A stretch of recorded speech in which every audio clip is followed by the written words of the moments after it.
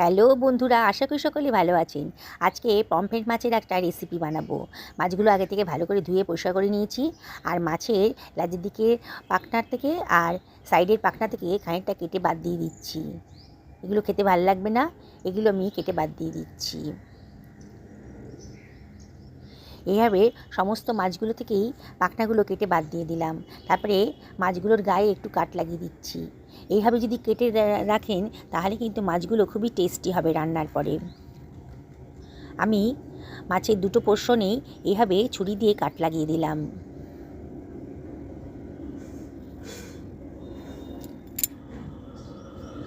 দেখুন কীভাবে কেটে নিলাম মাছগুলোকে। সরিয়ে রাখলাম। একটা কড়াইতে জল গরম বসিয়ে দিয়েছি। এর ভিতর দিয়ে দিলাম হাফ টেবিল চামচ মতো লবণ আর একটা লেবুর অর্ধেক অংশের রস দিয়ে দিলাম। জলটা একটু গরম করে নিচ্ছি।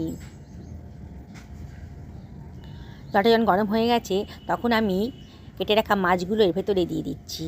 এইভাবে রান্না করবেন, তাহলে মাছের গায়ে যে একটা আষ্টে গন্ধ আছে সেটা কিন্তু একেবারেই থাকবে না।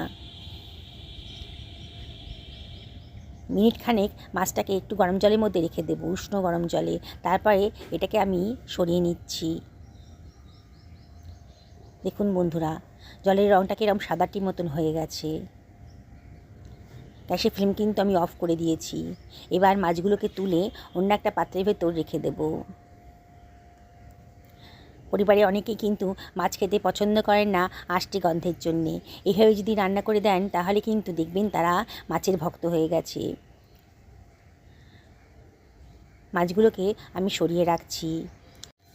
আমি দুখানা মাঝারি সাইজের পেঁয়াজকে ছোটো ছোটো করে কেটে চপার বক্সের মধ্যে দিয়ে দিলাম। এগুলো আমি ছোটো ছোটো করে চপ করে নিচ্ছি। ইচ্ছে করলে আপনারা ছুরি দিয়েও এটা কেটে নিতে পারেন। এইভাবে কাটলে পরে একটু তাড়াতাড়ি হবে।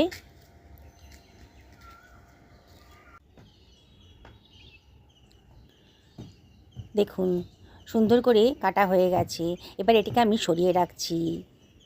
আমি একটা মিক্সার গ্রাইন্ডার নিয়ে নিয়েছি। এর ভেতরে দিয়ে দিলাম কতগুলো রসুনের কোয়া, আর 1 ইঞ্চি পরিমাণ আদা কুচনো দিয়ে দিলাম, আর কতগুলো শুকনো লঙ্কা দিয়ে দিলাম, 1 টেবিল চামচ গোটা জিরে, 1 টেবিল চামচ গোটা ধনে দিয়ে দিলাম। এবার এর ভেতর দিয়ে দিচ্ছি হাফ টেবিল চামচ গোলমরিচের দানা, 1/4 টেবিল চামচ হলুদের গুঁড়োও দিয়ে দিলাম। এবারে এর ভেতরে দিয়ে দিচ্ছি 1 টেবিল চামচ মতন লবণ। এবার এটাকে গ্রাইন্ড করে নেব। লবণ দিয়ে গ্রাইন্ড করবেন, তাহলে সুন্দরভাবে গ্রাইন্ডটা হয়ে যাবে। দেখুন সুন্দরভাবে গ্রাইন্ডটা হয়ে গেছে।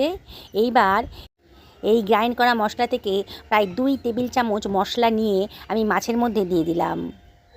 মাছের সাথে মশলাগুলোকে খুব ভালো করে গ্রাইন্ড করে নেব। এর ভেতরে দিয়ে দিচ্ছি 1 টেবিল চামচ সর্ষের তেল। সর্ষের তেল দিয়ে আর এর ভেতরে দিয়ে দিচ্ছি হাফ টেবিল চামচ মতন লেবুর রস। এবারে হাফ টেবিল চামচ মতন কিচেন কিং মশলা দিলাম, হাফ টেবিল চামচ কাশ্মীরি লঙ্কার গুঁড়ো দিলাম। দিয়ে এই মশলাটা মাছের সাথে খুব ভালো করে মাখিয়ে নিচ্ছি। মশলাটা প্রতিটা মাছের গায়ে খুব ভালো করে মাখিয়ে নিতে হবে। একবার যদি এইভাবে বানিয়ে খান না, বারে বারে কিন্তু আপনাদের এইভাবে বানিয়ে খেতে ইচ্ছে করবে। এর স্বাদ কিন্তু ভুলতেই পারবেন না। 1 টেবিল চামচ মতো কর্নফ্লাওয়ারও দিয়ে দিলাম, তাহলে মশলাটা মাছের গায়ে খুব ভালো করে বসে যাবে। দেখুন কত সুন্দরভাবে ম্যারিনেট হয়ে গেছে। যেসব বন্ধুরা রেসিপিটা দেখছেন অথচ এখনও আমাকে সাবস্ক্রাইব করেননি, তাদেরকে আমি রিকোয়েস্ট করবো আমার চ্যানেলটা সাবস্ক্রাইব করার জন্যে। পাশে থাকা বেল আইকনটা অবশ্যই ক্লিক করে দেবেন, তাহলে আমার রান্নার নোটিফিকেশানটা আপনারা জলদি পেয়ে যাবেন। ম্যারিনেট করা হয়ে গেছে, এটাকে সরিয়ে রাখলাম। কড়াইটা গরম করতে বসিয়ে দিয়েছি। এর ভেতরে দিয়ে দিচ্ছি 2 টেবিল চামচ সর্ষের তেল। তেলটা যখন বেশ গরম হয়ে গেছে, ম্যারিনেট করা মাছটা আমি এর ভেতরে দিয়ে দিলাম। আমি প্রায় 5 থেকে 7 মিনিট মাছটাকে রেস্ট রেখেছিলাম। আপনাদের হাতে টাইম থাকলে পরে একটু বেশি সময় ধরে রাখবেন। এবার মাছটাকে আমি ফ্রাই করে নেব। যেসব বন্ধুরা ফেসবুক থেকে রেসিপিটা দেখছেন তাদেরকে আমি রিকোয়েস্ট করব আমার পেজটা ফলো করার জন্যে। দেখুন একটা পিঠ হয়ে গেছে, আবার এটাকে উল্টে আর একটা পিঠেও আমি ভেজে নেব খুব ভালো করে। গ্যাসের ফ্লেমটা এই সময় মিডিয়াম টু হাইতে রেখেছি। দেখুন মাছটা ভাজা হয়ে গেছে। এইভাবে বাকি মাছগুলো আমি একইভাবে ভেজে নেব। বন্ধুরা, রেসিপিটা যদি ভালো লাগে তবে লাইক করবেন, শেয়ার করবেন আর অবশ্যই কমেন্ট করে জানাবেন। আপনাদের সাপোর্টের জন্যই কিন্তু এত দূর আসতে পেরেছি। আপনাদেরকে অনেক অনেক ধন্যবাদ। আমি একইভাবে সমস্ত মাছগুলোকে খুব ভালো করে ভেজে নিচ্ছি। গ্যাসের ফ্লেমটা মিডিয়াম টু হাইতে রেখে এপিট ওপিট করে খুব সুন্দর করে মাছগুলো ভাজা হয়ে গেছে। একেবারে নতুন ধরনের নতুন স্বাদের রেসিপি। দেখুন, সমস্ত মাছগুলোই আমার ভাজা হয়ে গেল, সরিয়ে রাখলাম।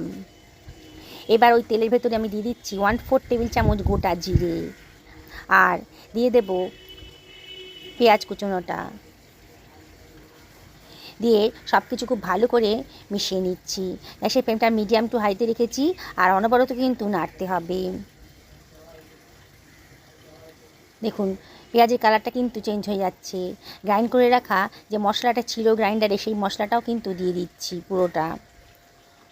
অসম্ভব টেস্টি, একেবারে নতুন স্বাদের একটা রেসিপি আজকে তৈরি হতে চলেছে। কারিনাটা ধুয়ে অল্প জলও দিয়ে দিলাম, দিয়ে সব কিছু আবারও খুব ভালো করে মিশিয়ে নিচ্ছি। অনবরত কিন্তু নাড়তে হবে। অসম্ভব টেস্টি হয়েছে, আপনারা নিজেরাই অবাক হয়ে যাবেন, ভাববেন আগে কেন ওই রেসিপিটার কথা জানতাম না। দেখুন, আস্তে আস্তে কিন্তু মশলার কালারটাও চেঞ্জ হয়ে যাচ্ছে। এবার এর ভেতর দিয়ে দিচ্ছি একটা টমেটো কুচোনো, আর বাটি ধুয়ে অল্প জলও দিয়ে দিলাম, এই 1 টেবিল চামচ মতন, যাতে মশলাটা পুড়ে না যায়। মশলা যত ভালো করে কষাবেন ততই কিন্তু রান্নার টেস্টটা ভালো আসবে। তাই মশলাটা অল্প অল্প জল দিয়ে ভালো করে কষিয়ে নেবেন। দেখুন, আস্তে আস্তে কিন্তু মশলার গা থেকে তেল বেরোতে শুরু করে দিয়েছে। খুব ভালো করে মশলাটা কষিয়ে নেব। এবার এর ভেতর দিয়ে দিচ্ছি 1/2 টেবিল চামচ মতো লবণ। টেস্ট করে দেখলাম লবণটা একটু কম লাগছিল, সেই জন্য লবণ দিলাম। কতগুলো কারি পাতাও দিয়ে দিলাম, দারুণ সুন্দর একটা ফ্লেভার আসবে। আপনার ইচ্ছে করলে যখন তেলে ফোড়ন দিচ্ছিলেন তখনও কারি পাতাটা দেওয়া যেতে পারতো। 1 টেবিল চামচ মতো চিনিও দিয়ে দিলাম। চিনিটা অপশনাল, তবে দিলে পরে কিন্তু রান্নার টেস্টটা দারুণ আসবে। পছন্দ না হলে বাদ দিয়ে দেবেন। দেখুন, মশলাটা কিন্তু খুব ভালো করে কষানো হয়ে গেছে। দেখুন, মশলার গা থেকে তেলও বেরোতে শুরু করেছে। এইবার এই গ্যাসের ফ্লেমটা অফ করে মশলাটা আমি একটা প্লেটের উপর ছড়িয়ে দিচ্ছি। একেবারে নতুন ধরনের রেসিপি, বললাম তো, একবার যদি কাউকে খাওয়ান না, বারে বারে সে জিজ্ঞেস করবে যে কীভাবে বানালেন। মশলাটাকে আমি ভালো করে প্লেটের মধ্যে ছড়িয়ে দিচ্ছি। এইবার দিয়ে দিচ্ছি ভেজে রাখা মাছগুলো। রেসিপিটা দেখে সবাই অবাক হয়ে যাবে, আর বারে বারে রিকোয়েস্ট করবে আপনাকে এটা বানিয়ে দেওয়ার জন্য, এতটাই টেস্টি। এবার মশলার গায়ে ওপরের দিকটায় আমি খানিকটা ভাজা মশলা দিয়ে দিচ্ছি। যে গ্রেভিটা করেছিলাম সেই গ্রেভিটা থেকে খানিকটা দিয়ে দিচ্ছি। এত টেস্টি না, বললাম তো, একবার খেলে স্বাদ কিন্তু আপনারা ভুলতে পারবেন না।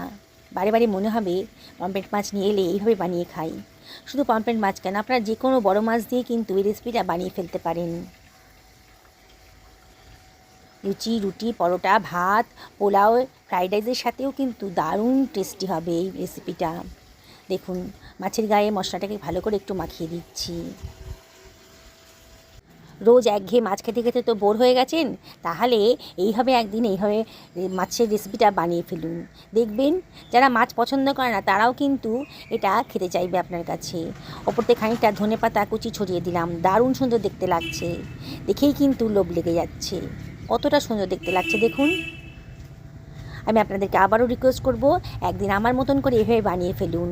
পরিবারের সকলকে খাওয়ান, নিজেও খান। সুস্থ থাকুন, ভালো থাকুন, নমস্কার নেবেন।